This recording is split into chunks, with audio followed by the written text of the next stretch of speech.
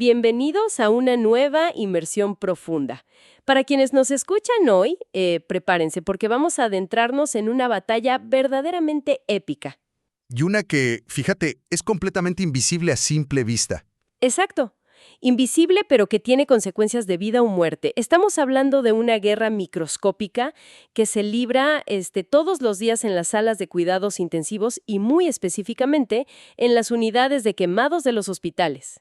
Y nuestro mapa, o digamos nuestra brújula para navegar por esta zona de guerra celular, es un estudio fascinante, sumamente revelador. Se trata del artículo científico titulado Azole Resistencia en Candida Parapsilosis from Patients with Burns in México, a Genomic and Phylogenetic Analysis. Este trabajo se publicó en la prestigiosa revista Mycosis en el año 2026. Y te digo, es un texto que realmente marca un antes y un después en cómo entendemos las infecciones hospitalarias. Totalmente.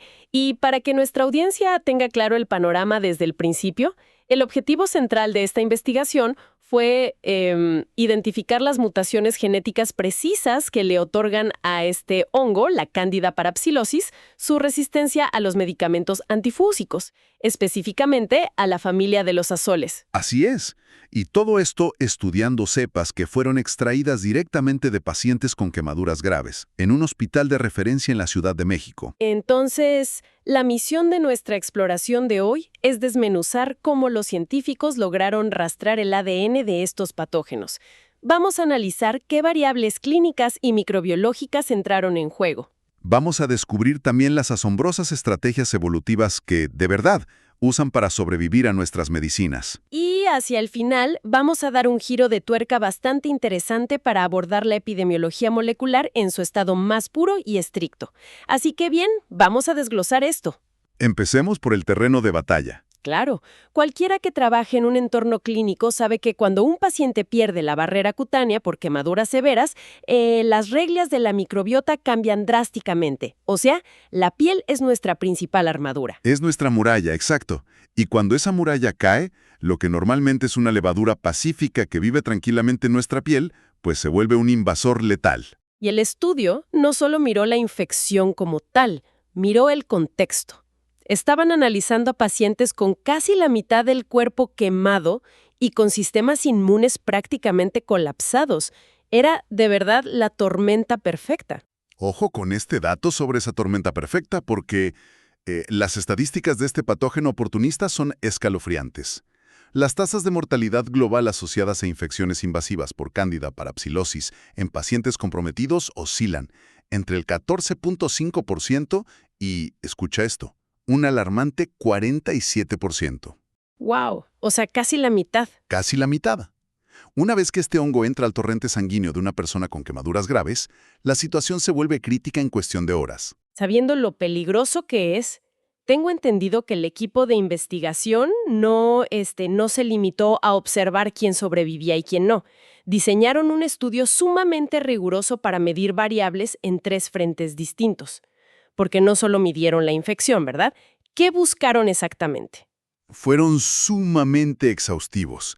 Primero, analizaron las variables clínicas. Querían entender el contexto completo del paciente. El historial, digamos. Exacto. Registraron la edad, el sexo, las comorbilidades previas, el mecanismo exacto de la quemadura, que es súper importante, el porcentaje de superficie corporal total quemada, conocido como TSBA por sus siglas en inglés, y un factor crítico, las coinfecciones bacterianas. Claro, querían saber si el hongo actuaba solo o si estaba en complicidad con otras bacterias, haciendo equipo. Al cual. Y el segundo frente de análisis es donde entran los medicamentos, las variables microbiológicas. Que supongo que es medir qué tan potentes son los fármacos contra el hongo. Así es, se realizaron pruebas de susceptibilidad fenotípica. Básicamente, en el laboratorio, enfrentaron al hongo contra un arsenal de medicamentos como fluconazol y voriconazol, para determinar la concentración inhibitoria mínima. La famosa MIC. La MIC, exacto. Querían medir con precisión milimétrica cuánta medicina se necesitaba exactamente para detener el crecimiento del hongo. Y finalmente, el tercer frente, que es el más denso, fueron las variables genómicas. que es donde la ciencia ficción se vuelve realidad, la verdad, porque los investigadores no se conformaron con saber si el hongo sobrevivía al medicamento, o sea, querían saber el por qué a nivel de código fuente. Buscaban mutaciones específicas en genes clave para la resistencia, como el gen ERG11, el CDR1 y el UPC2. Además, midieron la distancia filogenética. A ver, explícanos un poquito eso de la distancia filogenética. Claro, al contar las diferencias de un solo nucleótido, lo que conocemos como SNPs o SNPs, pudieron trazar el árbol genealógico de estas cepas. Querían ver qué tan emparentadas estaban entre sí dentro del mismo hospital. Y aquí es donde se pone realmente interesante, porque los investigadores recolectaron 30 cepas clínicas entre junio de 2011 y agosto de 2016. Un periodo de 5 años. Exacto. Y estas muestras fueron aisladas de la sangre, de biopsias de tejido y de puntas de catéter de pacientes internados en el Instituto Nacional de Rehabilitación Luis Guillermo Ibarra en la Ciudad de México. Pero, a ver, tengo entendido que aislar el ADN de este hongo no es como hacer un simple análisis de sangre. La pared celular de un hongo es, digamos, durísima. ¿Qué tuvieron que hacer exactamente en el laboratorio para poder leer su genoma? Es una excelente pregunta. Los hongos están protegidos por una capa de quitina. Es exactamente el mismo material del que están hechos los exoesqueletos de los insectos. Imagínate lo duro que es. Ándale, como el caparazón de un escarabajo. Exactamente. Así que los científicos básicamente tuvieron que usar un arsenal químico para romper esa pared celular, extraer el ADN puro y luego usar la tecnología de secuenciación de Illumina para la secuenciación de genoma completo o WGS. Generaron millones de fragmentos de código genético, pero todos desordenados. O sea, imagínate el escenario. Es como si tomaran el manual de instrucciones del hongo, lo pasaran por una trituradora de papel y luego tuvieran que armarlo de nuevo pieza por pieza. Y para armar ese rompecabezas genético desde cero, usaron supercomputadoras y herramientas bioinformáticas bastante pesadas, como Spades, en un proceso de ensamblaje de novo. ¡Increíble! Pero la clave del trabajo de Tectesco vino después. Tomaron ese genoma recién armado y lo compararon contra un genoma de referencia mundial, la cepa CDC 317. Para buscar las diferencias. Exacto. Al ponerlos lado a lado, pudieron identificar exactamente en qué letras del ADN este hongo mexicano había mutado en comparación con el estándar global. Y al usar esas distancias de SNPs, descubrieron exactamente cómo los hongos de la cama 4, por ejemplo, estaban relacionados con los de la cama 10. Pero antes de sumergirnos en los clones y los mutantes, hablemos de los pacientes, porque los resultados clínicos nos muestran un panorama desgarrador. Bastante duro, ¿sí? La gran mayoría de estos pacientes eran hombres, con una mediana de edad de 36 años, o sea, en la pura plenitud de su vida laboral, y en promedio tenían el 45% del cuerpo afectado, casi todo con quemaduras de tercer grado. Estamos hablando de daño tisular masivo. Lo que nos lleva a las coinfecciones que mencionamos hace un momento.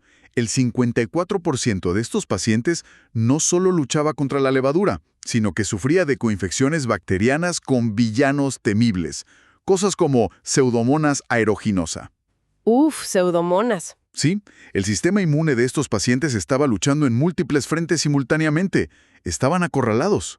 Y en medio de esa guerra total, los datos microbiológicos revelaron algo contundente sobre nuestro enemigo fúngico. ¿Qué tan resistentes resultaron ser estas cepas a los medicamentos que normalmente usamos para salvar vidas? De entrada, casi el 97% de los patógenos eran Cándida, Paracilosis, sensu stricto. Pero lo verdaderamente alarmante fueron las cifras de resistencia a los porcentajes.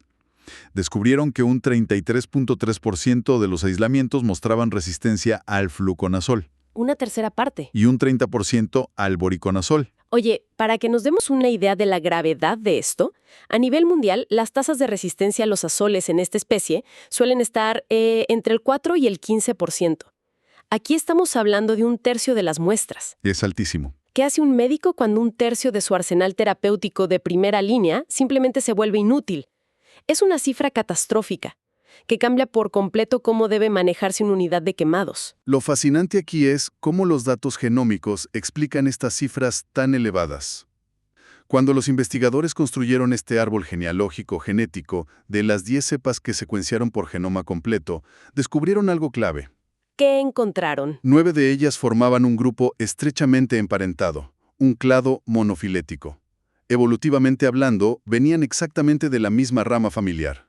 Eran clones. ¡Wow!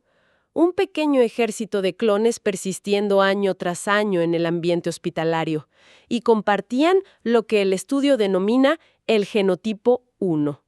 Todos tenían mutaciones muy específicas, siendo la más famosa la mutación en el gen RG11. Exacto, la ERG11. Que para quienes nos escuchan, el gen ERG11 es como la cerradura de una puerta que el medicamento Azol usa como llave para entrar y destruir al hongo. Lo que hace el hongo al mutar es cambiar la forma de esa cerradura interna para que la medicina, la llave, ya no encaje. Es una analogía perfecta. Y además de esa cerradura alterada, tenían mutaciones adicionales en genes como CDR1 y UPC2 que refuerzan sus defensas. Pero la biología evolutiva siempre tiene sorpresas. Una de esas 9 cepas emparentadas tenía una mutación doble. ¿Homocigota? Es decir, homocigota, en el gen ERG11. Por pura lógica matemática, uno asumiría que tener 2 copias de la mutación haría al hongo doblemente resistente, ¿cierto? Pues totalmente. Si tienes 2 escudos en lugar de 1, debería ser más difícil de matar. Es lo lógico. Pues los resultados mostraron exactamente lo contrario. ¿En serio? Sí. Esta cepa con la doble mutación tenía niveles de resistencia más bajos que sus parientes heterocigotos, los que solo tenían una copia montada. ¡Qué locura! Esto nos demuestra que la genética de la resistencia no es una simple suma matemática. Existen mecanismos ocultos que apenas estamos empezando a comprender.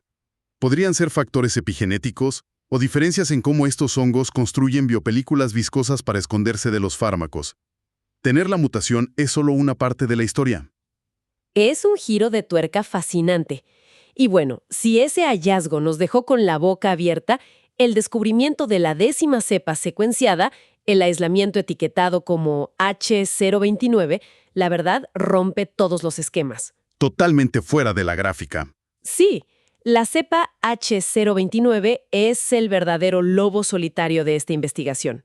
Fue aislada directamente de la sangre de un paciente, pero cuando los bioinformáticos analizaron su ADN, vieron que estaba alejada de las otras 9 cepas por más de 2.400 SNPs. Una barbaridad. No era familia cercana, o sea, era una forastera total. Una distancia evolutiva abismal. De hecho, cuando compararon su código genético con bases de datos internacionales, descubrieron que sus parientes evolutivos más cercanos eran cepas aisladas en China. ¿En China? En China, en el año 2019. Es como si este hongo hubiera tomado un vuelo directo desde Asia solo para causar caos en esta unidad de quemados en la Ciudad de México y sin pasar por migración. ¿Y cuál era el secreto de esta cepa asiática importada? Porque tengo entendido que no usaba la estrategia de cambiar la cerradura del gen ERG11. No. Su mecanismo de defensa era radicalmente distinto y, la verdad, mucho más agresivo. Esta cepa H029 era resistente a todos los azoles probados. Exhibía las concentraciones de resistencia más altas de todo el estudio. Y lo lograba a través de mutaciones destructivas en el gen FCR1. FCR1. Exacto. En condiciones normales, el gen FCR1 funciona como un regulador, un freno de mano biológico que controla a las bombas de flujo de la célula. A ver, déjame ver si entiendo esto. Las bombas de flujo son como pequeñas turbinas en la superficie del hongo que se encargan de expulsar toxinas. Y este gen, FCR1, es el que les dice, apaguen los motores, ahorita no hay peligro. Tal cual. Al sufrir una mutación destructiva o una mutación sin sentido, el gen FCR1 pierde su función. El freno de mano se rompe por completo. Entonces, las bombas de flujo que están codificadas por otro gen llamado CDR1 comienzan a trabajar sin parar, día y noche. ¡Wow! A máxima potencia. A máxima potencia. Tan pronto como el medicamento entra a la célula fúngica, las turbinas lo expulsan de inmediato hacia afuera, impidiendo que alcance niveles letales en el interior. Es un mecanismo de evasión brillante y devastador. Entonces, ¿qué significa todo esto? Para quienes nos escuchan, de manera muy práctica, este estudio es una gran luz de alerta roja a nivel mundial. Nos muestra que el uso frecuente de antifúngicos tiene consecuencias evolutivas en tiempo real. En este grupo de pacientes con quemaduras, el 68% recibió fluconazol como tratamiento preventivo o reactivo. Ujú. Ese ambiente hospitalario, saturado de medicamento, pues actúa como un campo de entrenamiento de alta intensidad. Presiona las levaduras hasta convertirlas en superhongos hiperresistentes. Es una carrera armamentista biológica y la vigilancia constante, a través de la secuenciación de genomas, es nuestra única manera de no quedarnos atrás. Definitivamente. Y ahora, para hacerle justicia a la profundidad académica de este estudio de 2026, vamos a elevar el nivel técnico. Colega, póngase la bata de epidemiólogo jefe y denos el diagnóstico molecular estricto dirigido exclusivamente a los micólogos, infectólogos y epidemiólogos hospitalarios que nos escuchan y que buscan el rigor metodológico absoluto. Cero analogías a partir de aquí, puro rigor científico sobre los objetivos, la metodología, los resultados y las recomendaciones. Te cedo la palabra. Agradezco la pauta, dirigiéndome directamente a los colegas en el campo de la investigación clínica y epidemiológica. El objetivo principal de la investigación analizada fue la elucidación de las bases genómicas subyacentes a la resistencia a los azoles en aislados del complejo Candida parapsilosis procedentes de pacientes quemados. Las variables independientes clínicas incluyeron demografía, porcentaje de superficie corporal quemada total, mecanismo de quemadura y comorbilidades. Las variables dependientes microbiológicas se cuantificaron mediante las CME fenotípicas utilizando microdilución en caldo, mientras que el análisis genómico constituyó la variable mecanística primaria. Correcto. ¿Y sobre el diseño metodológico? La metodología empleada consistió en la secuenciación de genoma completo mediante plataformas Illumina, con un ensamblaje de novo procesado por algoritmos bioinformáticos robustos que aseguraron métricas de calidad óptimas validadas por Quast y Busco. Posteriormente, se procedió al mapeo riguroso contra el genoma de referencia CDC317 para la extracción de variantes genéticas y el alineamiento del genoma core. Entendido. Los resultados fenotípicos se documentó una preocupante prevalencia de aislamiento sensu estricto, 96.7%, con una resistencia del 33.3% al fluconazol y del 30% al voriconazol. Las CMI 90 registraron valores alarmantes de 32 microgramos por mililitro para fluconazol y 2 microgramos por mililitro para voriconazol. Sin embargo, la discusión principal subyace en la caracterización genómica y filogenética. Continúa. El análisis poblacional, validado estadísticamente mediante la herramienta YERBABS y árboles filogenéticos de máxima verosimilitud, infirió una relación clonal sostenida temporalmente entre el 90% de las cepas resistentes secuenciadas, asignadas a la población 1. Este clado monofilético se definió por un perfil mutacional altamente conservado, destacando el polimorfismo de un solo nucleótido en el locus ERG11, que codifica la sustitución aminoácida Y132F. Esto fue concurrente con la variante I1287V en el transportador ABC-CDR1 y la sustitución N455D en el factor de transcripción dependiente de zinc UPC2. Es imperativo señalar en la discusión que la sigosidad de la mutación Y132F en ERG11 no exhibió una correlación fenotípica lineal.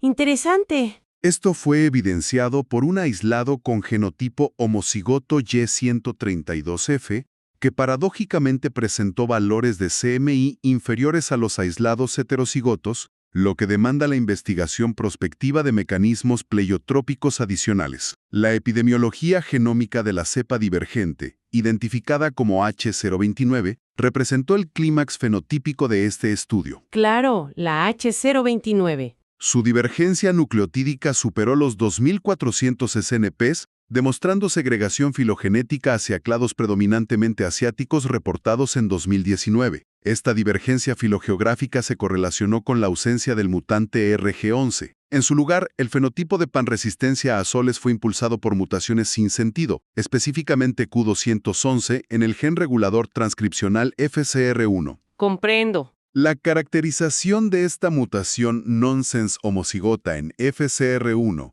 implica fenotípicamente la pérdida del dominio regulador negativo sobre las bombas de flujo dependientes de ATP, derivando en una regulación al alza o upregulation constitutiva de la expresión del gen CDR1.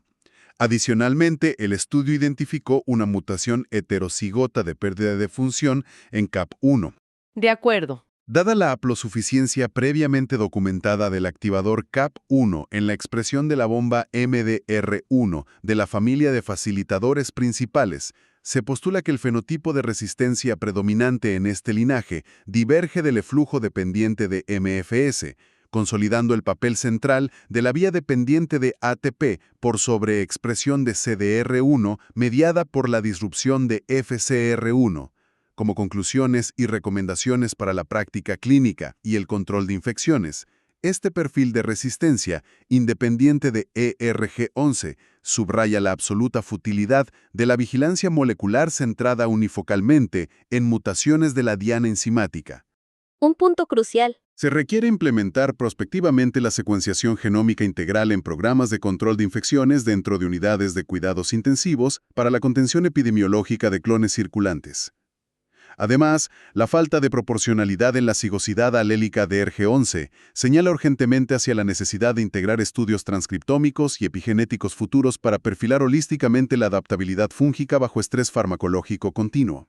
Si conectamos esto con el panorama general de la infectología contemporánea, la emergencia de fenotipos hiperresistentes mediados por regulación transcripcional altera dramáticamente las guías operativas de tratamiento antimicótico empírico en pacientes críticos. Un análisis verdaderamente denso, riguroso y absolutamente necesario para dimensionar la escala científica de este trabajo. Agradezco enormemente esa disección quirúrgica del panorama evolutivo y epidemiológico de este patógeno. Realmente nos deja con una perspectiva mucho más profunda de lo que enfrentan los equipos médicos todos los días. Fue un placer. Y para nuestra audiencia que nos ha acompañado hasta este punto, masticando cada dato clínico y genómico, me gustaría lanzar una última reflexión provocadora. Algo para llevarnos a casa y analizar lentamente, uniendo los puntos de lo que acabamos de explorar hoy y que va más allá de los muros de este hospital en la Ciudad de México. Te escuchamos. Su código genético indica que sus primos evolutivos más cercanos estaban en el continente asiático. Considerando que clínica y epidemiológicamente no existía un historial de viaje en el paciente que justificara esta procedencia, pues nos enfrenta a una realidad sumamente perturbadora. Bastante. ¿Cuántos linajes silenciosos e indetectables de levaduras y bacterias multiresistentes están ahora mismo evolucionando libremente en las tuberías, los ductos de ventilación, los lavabos o en las superficies de limpieza de los hospitales de todo el mundo? Podríamos estar hablando de ecosistemas enteros, de supermicroorganismos que están adaptándose genéticamente día con día, aprendiendo a desactivar nuestros medicamentos y simplemente esperando, agazapados en la sombra de un microscopio, el momento exacto en que las defensas de un nuevo huésped vulnerable disminuyan para atacar. Esto plantea una pregunta importante, una cuestión crítica sobre la bioseguridad global que solemos ignorar en el día a día. Porque la genética nos demuestra que las fronteras políticas o geográficas simplemente no existen para un genoma en constante mutación. La red de transmisión intrahospitalaria silenciosa, facilitada quizás por el turismo médico o el movimiento global de insumos, podría estar moldeando la próxima gran crisis sanitaria mientras conversamos justo bajo nuestras narices. Una advertencia contundente que nos invita a nunca, bajo ninguna circunstancia, bajar la guardia frente a la evolución biológica. Con esta inquietante pero fascinante idea llegamos al final de nuestro análisis detallado de hoy. Agradecemos infinitamente a todos y todas quienes nos escuchan por su tiempo, por su atención y por acompañarnos en esta inmersión profunda a través de los secretos del ADN, la resistencia a los medicamentos y la implacable supervivencia celular.